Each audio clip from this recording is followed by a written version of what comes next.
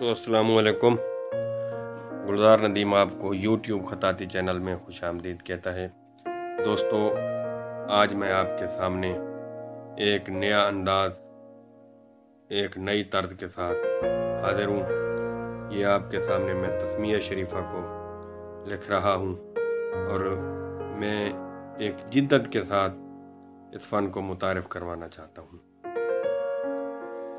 जब भी मैं चाहता हूँ कोई लफ्ज़ लिखूं और उसमें रिवायत का ज़ेर असर भी हो और नया अंदाज भी हो और दिल को भी लुभाए और नस्ल नौ के लिए भी एक वो सबक हो, तो दोस्तों मैंने तस्मीया शरीफ को कई हज़ार तर्जों में लिखा है और मैं चाहता हूँ हर तस्मीया शरीफ के साथ एक आयत मुबारक को भी मैं किताबत करूं और उसको पेंटिंग के रूप में बिठा लूं। जो मैंने तस्मीया शरीफा को लिखा है ये आपके सामने मैं लिख भी रहा हूं। ये मार्कर और कागज़ पर है, तो उसको मैं पेंटिंग के अंदाज में भी लिख सकता हूं, कलम और करतास पर भी लिख सकता हूं। यानी कि वो जिस अंदाज में लिखना चाहूँ वो अल्फाज उस मियार पर पूरे उतरते हैं, क्योंकि ये असातिज़ा फ़न की जो मेहनत थी, जो खतूत थे, मैंने उनको तब्दील करके उनमें थोड़ी बहुत अमेंडमेंट करके उसको जिद्दत का रंग दिया है। जैसा कि पहले तुगरा लिखा जाता था वो एक अमूदी अंदाज में होता था और तुगरे के हवाले से ये भी कहते हैं कि जो थोड़ी सी जगह में ज़्यादा अल्फाज लिखे जाएं उसे तुगरा कहते हैं।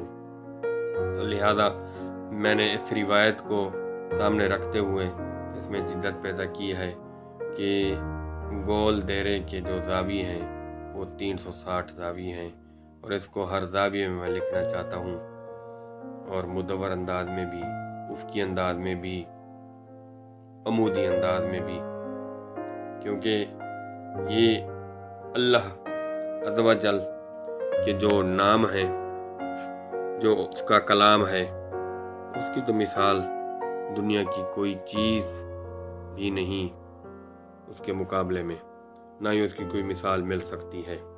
वो बेमिसाल लारैब दुनिया में अल्लाह पाक ने ये तोहफ़ा अता किया है। तो दोस्तों मैंने तस्मीया शरीफा के साथ साथ सूरत बकरा की आयत मुबारक भी मैं लिखता हूँ। तो आज मैं सूरत बकरा की आयत मुबारक जो है 3 से लेकर 4 तक मैं लिखूँगा और वो भी आपके सामने होगा। तो ये दोस्तों जो तस्मीया शरीफा आपके सामने मैं लिख रहा हूँ मार्कर और कागज़ पर, मार्कर के साथ कागज़ पर, तो ये तुगरा जो है ये मुख्तलिफ खतूत का कम्बिनेशन है। तो इसमें जो हमारे यहाँ अरसा दराज से, साल हा साल से, बल्कि यूँ कहना चाहिए कि सदियों से ये खतूत जो राइज हैं, मैंने उनके ज़रिए असर ये तुगरे और बिस्मिल्लाह के हवाले से और मुख्तलिफ आयतों के हवाले से जो तरतीब दिए हैं जिद्दत के अंदाज में, क्योंकि आज का ज़माना करतास का ज़माना है, ब्रश का ज़माना है, कैनवस और ब्रश का ज़माना है। और जैसा कि आपको पता है कि ये वो अजीम फ़न है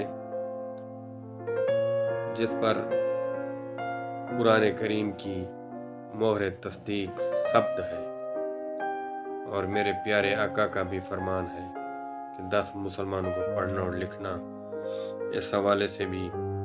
और फिर जो कातबान वही थे उसकी अहमियत वहाँ से भी साबित है, फिर असहाब सुफ़ा जो थे उस हवाले से भी, और फिर जो ख़त जो उस दौर का इब्तदाइया था, क्योंकि अरब के लोग फसाहत व बलागत में बहुत बेमिसाल थे, उनकी कोई मिसाल नहीं थी।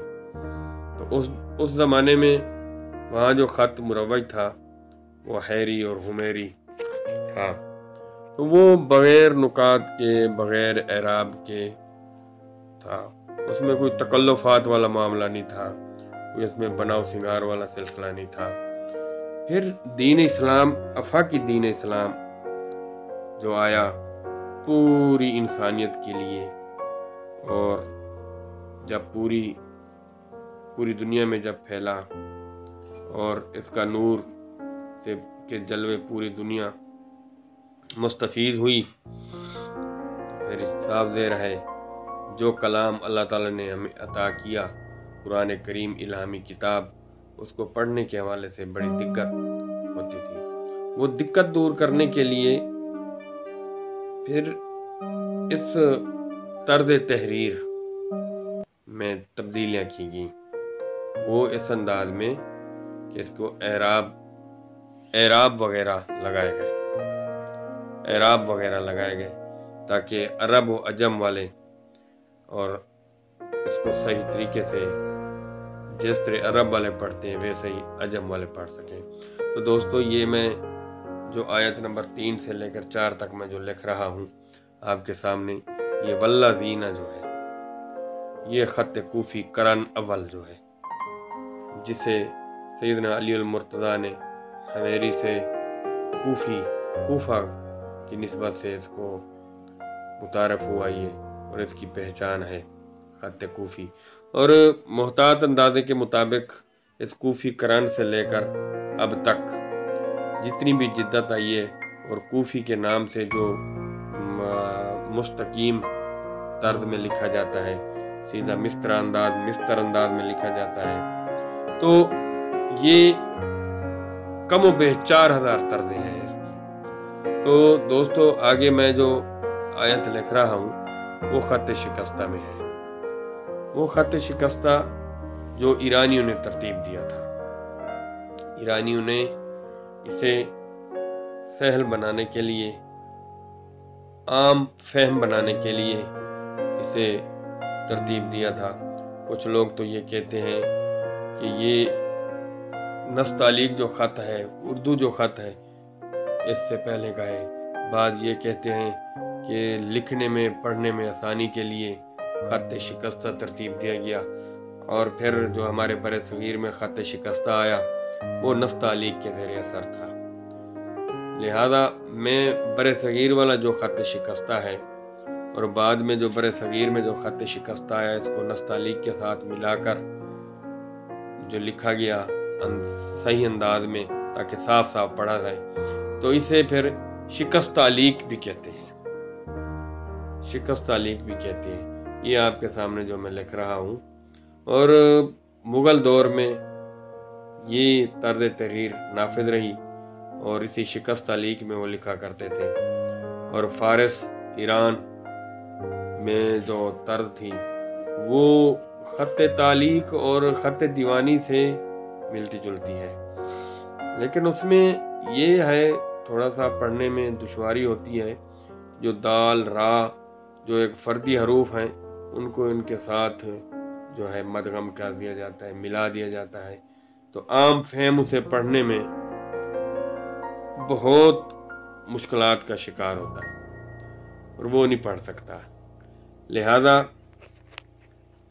लिहाजा बरे सगीर में ख़ुसूसन जब ये हमारे पाकिस्तान में जब ये आया, तो इस रिवायत को जारी रखा कि जो मुग़ल दौर में लिखा जाता था जिस अंदाज में, तो मुग़ल दौर में भी इसी अंदाज में लिखा जाता था।